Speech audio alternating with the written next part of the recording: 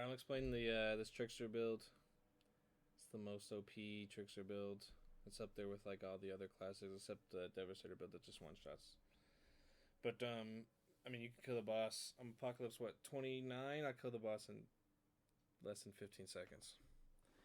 Anyways, I'll explain it, the brokenness of it, and the mods that you want to run, whatever. Anyways, everything revolves around spectral spike. So anytime you use a skill that has damage on it, it can be any skill. So Twisted Rounds is a damage skill. You can use Teleport with damage mod on it. That's now a damage skill.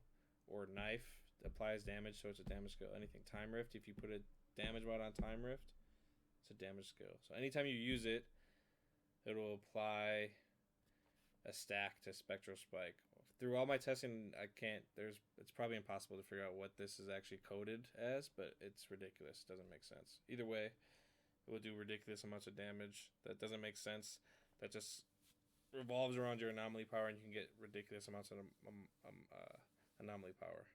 Like default Apocalypse 29, I'm 1.1 million default, no buffs.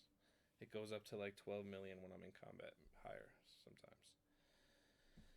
So whatever. Either way, that none of that shit makes sense. Testing wise, like I can't really come up with why the numbers are working that way. It's probably all coded all wrong. Anyway, this is the build to run. We'll start at the PAX tree again. So yeah, you need Spectral Spike. It's always gonna stack, and damage is gonna keep stacking. So every time Twisted Round shoots, every second that number, that spike will keep going up.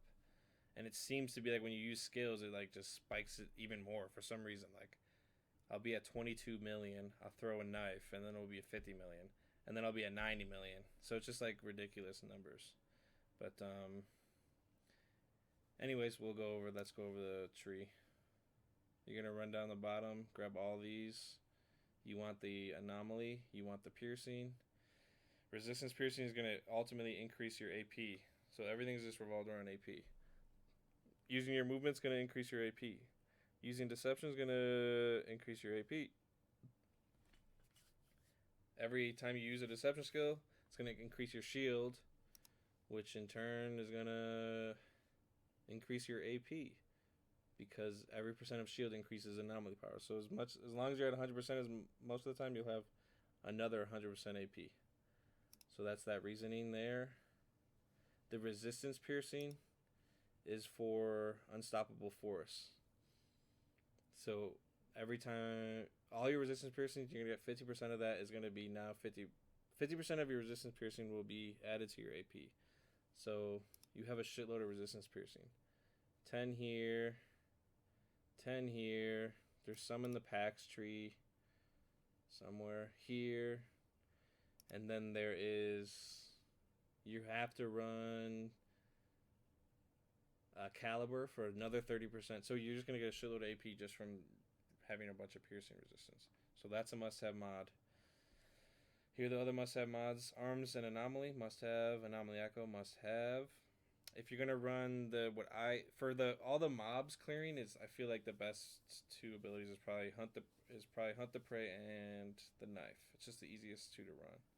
So I run 2 teleports. Teleports gives you ammo. And then Knife, because Knife's already on some of these pieces, so it just makes making the build easier. So that's that.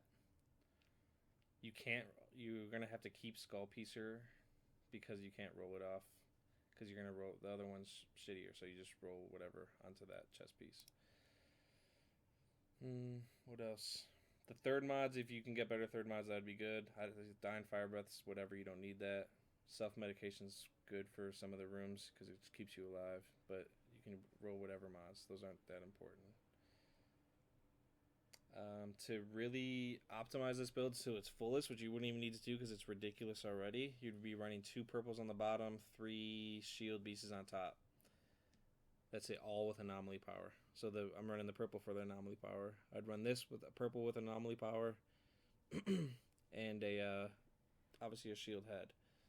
And then with this build that I'm running, the teleports and the knife, on that one of these pieces I would roll in Boomerang for the knife. So it gives an additional path for the the knife, and it's gonna proc spectral again. And as I said before, it seems like these skills are making spectral even spike even more than just twisted rounds would alone. That's what it seems like. Sometimes I don't know. It's the numbers are so weird that it doesn't even. You do so much fucking damage, it doesn't matter. But that's the build, roughly. I mean, whatever pieces you have will work. Trust me. You just fill in these AP mods. Fill in Aura Force, Danger Close, Unstoppable Force. You must have Instant Reload Avi, unless you're gonna run a different skill than Teleport. It doesn't matter. You don't need it then. But yeah, the much AP mods as you can. Like I said, definitely Caliber. And then the gun, most importantly, Mage's Rage. I just run double gun because it comes with Mage's Rage. And Nicola's Revenge is really good for all the rooms. If you really wanted to maximize boss damage, you probably want Mage's Rage. This Death one, Death Renome or whatever it is for the anomaly power. And Fortress or something for 20% extra damage. Because I think Fortress is going to scale 20% just damage. So it's going to... I think it counts towards your spectral spike damage. Maybe. I don't know for sure. But if not, just run Omen or something. That would be like a God roll. Omen or Fortress on this would be... Or Death Gnome would be the God roll. Anyways, that's the build. You just fucking get free damage from spectral spike. That's literally the build. So you're activating it by using your skills, keeping your shield up, applying your crits from Mage's Rage, applying your crits from Arms and Anomaly, all that. You're just applying your AP. Your AP is going to skyrocket, and in return, you're just going to get a bunch of free damage. Alright, so we'll just use this first boss or whatever as an example. Rotation-wise, like, to maximize, I guess, if you really wanted to, even though you could just press buttons and the boss will die in a matter of 20 seconds. But you would get 4 headshots to activate all your AP buffs.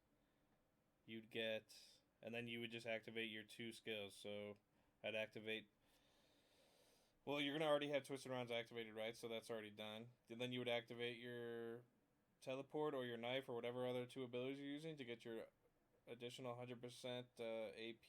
And then you would shoot the boss for 8 or 9 seconds and then just redo that.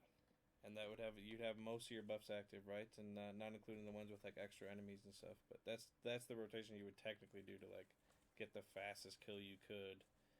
Ultimately, it doesn't matter. You could just press whatever buttons you want. The boss is going to be dead because of all that spectral spike free damage. But we'll look at it now.